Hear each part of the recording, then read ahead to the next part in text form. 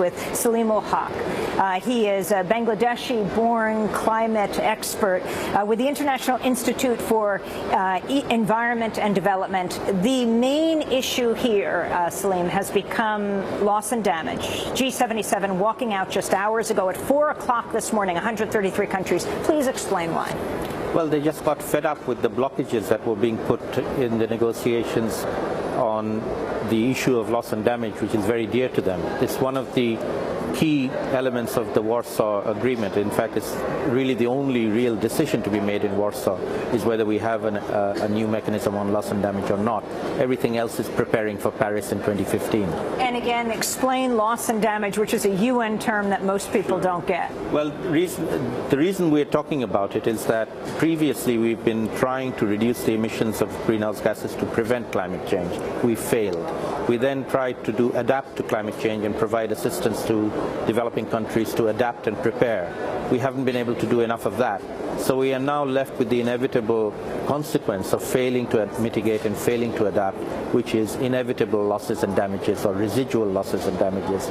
Just to give you an illustration that people will understand, with Hurricane Haiyan in the Philippines just a few days ago, the Philippines is considered to be quite well adapted to hurricanes. They get over 20 a year. They get warnings, they go to the shelters, we don't hear about it. This time they got the warning, they went to the shelters and they died in the shelters because it was a super cyclone, unprecedented. The shelters that protected them for the last 20 cyclones didn't protect them from this one. You couldn't predict it. So that's the difference between adapting and loss and damage. There are limits to how much you can adapt. We will cross those limits. There will be losses and damages that are unavoidable. We need a place to talk about them, and that's what the developing countries are asking for here. A mechanism, an institutional arrangement that enables them to discuss what to do about these inevitable losses. So why do they have to walk out? Well, they had text. They were negotiating, and they were negotiating, I think, in fairly good faith with the Annex I countries, the European Union, the Americans, etc. They were making progress, and about 4 a.m. in the morning, the Australians put brackets around everything. And that means? Basically they disagreed with everything that had been agreed already between all the other parties. And they said they don't agree. And that was like the last straw after they'd spent hours and hours of sincere negotiations with everybody. And the G77 negotiators just felt this was not serious and they left. Finally, you come from Bangladesh. That's where you were born. How is Bangladesh affected by climate change? Well, Bangladesh, by many considerations, is probably one of the most vulnerable countries to climate change. We are a low-lying delta of a major river. We have floods.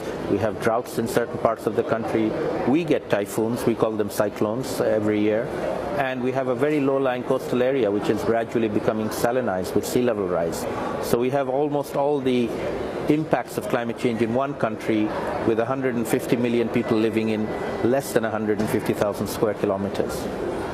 Well, I want to thank you very much for being with us. Salim-ul-Haq is with the International Institute for Environment and Development as we wrap up today's broadcast. If you'd like to get a copy of today's show, you can go to our website at democracynow.org. Democracy Now! Is produced by a remarkable team of people, by Mike Burke and Renee Felst, by Nirmeen Sheikh and Dina Guzder, Amy Littlefield, John Hamilton, as well as Dennis Moynihan and Robbie Karen.